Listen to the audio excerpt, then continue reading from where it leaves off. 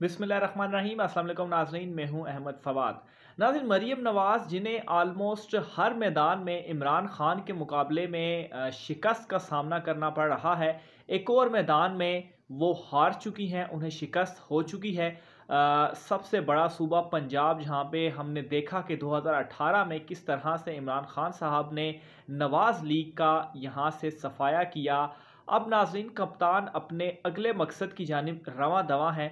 और जैसा कि मैंने जो अल्फाज भी इस्तेमाल किए कि इस वक्त रायवंड में मातम है और मरीम नवाज़ फूट फूट कर रो रही हैं, लेकिन नाज़रीन इमरान खान साहब आगे बढ़ रहे हैं और अपने जो कार्ड्स हैं वो बड़े ज़बरदस्त अंदाज में खेल रहे हैं। आज के इस व्लॉग में नाज़रीन मैं बलूचिस्तान के हवाले से आपको बड़ी अहम डिटेल जो है वो फ्राहम करने जा रहा हूँ। और आज के इस व्लॉग में आपके सामने एक कॉलम रखने जा रहा हूँ। सीनियर सहाफ़ी हैं, ब्लॉगर हैं मंसूर आफाक साहब।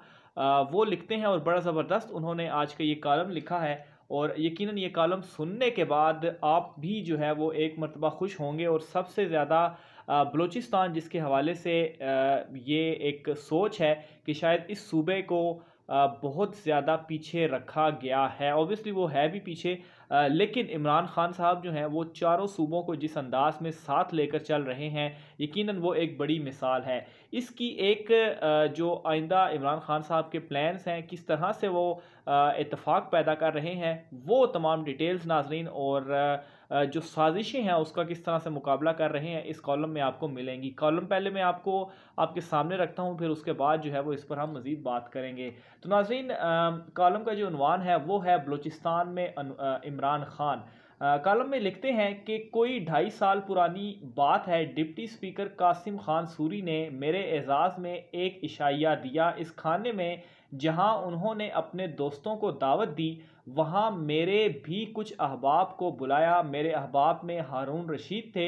इस्लामाबाद क्लब में खाने के बाद गुफ्तगू शुरू हुई। हारून रशीद वज़ीर आज़म इमरान खान के मुतालिक जैसी भी गुफ्तगू करें, अहबाब इनका दरीना दोस्त होने के सबब कुछ नहीं कहते। मगर उस शाम दिल नवाज में हारून रशीद की गुफ्तगू कुछ ज़्यादा ही तल्ख थी। ज़्यादातर बहस सईद ज़हूर आगा और हारून रशीद के दरमियान जारी रही।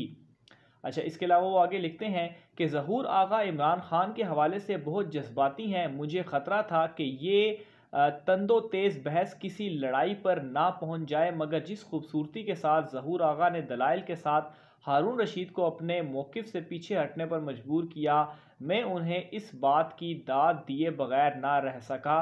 हारून रशीद ने ख़ुद भी बाद में ज़हूर आगा की तारीफ़ की। जब मैंने ये ऐलान सुना कि इमरान खान ने ज़हूर आगा को बलूचिस्तान का गवर्नर मुकर्रर कर दिया है, तो मेरे जहन में पहली बात यही आई कि नाराज़ बलोचों को मनाने के लिए ज़हूर आगा से बेहतर आदमी और कोई नहीं हो सकता। ज़हूर आगा बलूचिस्तान के 25वें गवर्नर हैं। इनसे पहले जो गवर्नर रहे हैं, इनमें एक साबिक चीफ जस्टिस थे, 8 रिटायर्ड जनरल थे, बाकी तमाम बलूचिस्तान के बड़े नवाब और सरदार थे। ज़हूर आगा के मुतालिक ये बात वाज़े अल्फाज में कही जा सकती है कि बलूचिस्तान की तारीख़ में पहली बार आम आदमी को गवर्नर बनने का एजाज़ हासिल हुआ है। बिल्कुल इसी तरह जैसे कासिम खान सूरी जब जीते तो दुनिया ने कहा कि पहली बार बलूचिस्तान से कोई आम आदमी MNA मुंतखब हुआ है, और इन दोनों बातों का क्रेडिट इमरान खान को जाता है।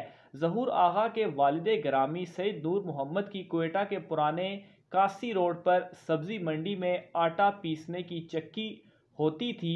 थोड़े हालात बेहतर हुए तो वो चक्की वहाँ से ग्वालमंडी चौक पर लगाई गई। फिर जब ये कारोबार ज़हूर आगा ने संभाला तो इसमें खासी तरक्की और आटे की चक्की की जगह आटे की मिल बाईपास के करीब इंडस्ट्रियल एरिया में लगा ली और एक कारोबारी शख्सियत की हैसियत से क्वेटा में अपनी पहचान बनाई। इनका बड़ा भाई सरकारी मुलाजिम है, छोटा भाई वकील है। पशीन के काकाजई गांव के सैयद हैं। पशीन में सैयदों के कई गांव हैं। बलूचिस्तान के बलोच और पश्तून दोनों इनके ख़ानदान को बहुत एहतराम की नज़र से देखते हैं। ये एक ऐसे गवर्नर हैं जो दोनों के लिए काबिल कबूल हैं। इन्हें अपने दौरे तल्ब-इल्मी में भी एक ज़हीन तालिब-इल्म की हैसियत से पहचाना जाता था। उन्होंने यूनिवर्सिटी ऑफ बलूचिस्तान से एमए इंग्लिश किया। किसी ने इनके मुतालिक लिखा कि इनकी कई फ्लोर मिल्स हैं और एक स्टील मिल भी है, यानी ये साबित करने की कोशिश की गई है कि वो बड़े सरमायादार हैं। इस बात में कोई हकीकत नहीं, वो एक आम से मुतवसत तबके के ईमानदार कारोबारी आदमी हैं। बस इतनी सी बात है, अपनी आमदनी से ज़्यादा लोगों पर खर्च करते हैं तो लोग इन्हें सरमायादार समझने लगते हैं। बहुत पढ़े लिखे आदमी हैं, पश्तो, फ़ारसी, अंग्रेज़ी और उर्दू ज़ुबान रवानी से बोलते हैं। इनके ख़ानदान के ज़्यादातर लोग एएनपी से ताल्लुक़ रखते हैं, मगर उन्होंने जब अपनी सियासी ज़िंदगी का आगाज़ किया तो पीटीआई से किया। वो उस वक्त भी समझते थे कि इमरान खान पाकिस्तान का निजात दहिंदा है और आज भी यही समझते हैं। जब से वो गवर्नर बने हैं, पीटीआई के कारकुनों की क्वेटा में ईद हो गई है। गवर्नर हाउस दिन रात कारकुनों से भरा रहता है। लोगों के मसाइल हल करने की कोशिशें तेज़ तर हैं। बलूचिस्तान के मसाइल पर गुफ्तो शनीद जारी है। नाराज़ बलोचों को कौमी धारे में शामिल करने से मुतालिक मुशावरतें हो रही हैं।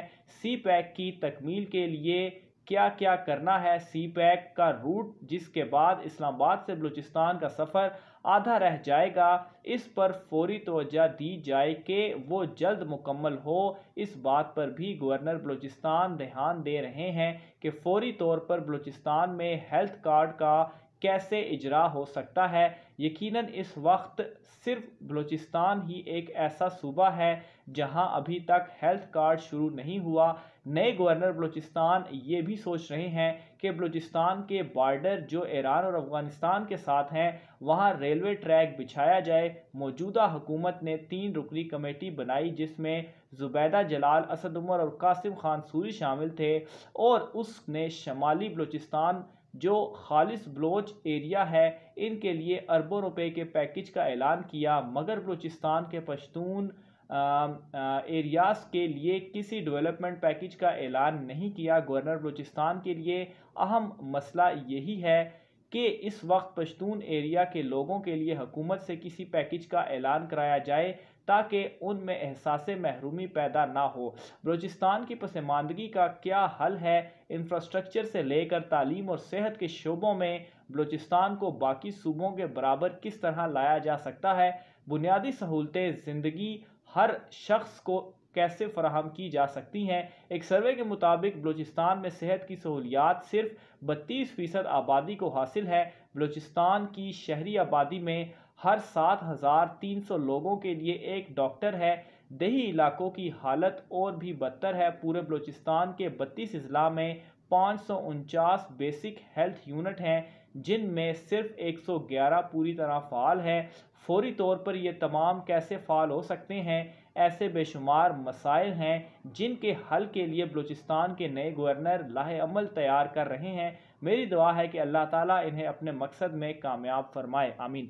अच्छा नाज़रीन, ये मैंने कॉलम आपके सामने रखा जिससे आपको अंदाज़ा होगा कि इमरान खान साहब जो है वो किस तरह से मुल्क में ये जो निज़ाम है एक बराबरी का वो लाने की कोशिश कर रहे हैं और काम कर रहे हैं। और यही वो काम है जो आम लोगों को उस तरह से दिखाई तो नहीं दे रहा, क्योंकि ये कोई मोटरवे या कोई सड़कें नहीं बन रही।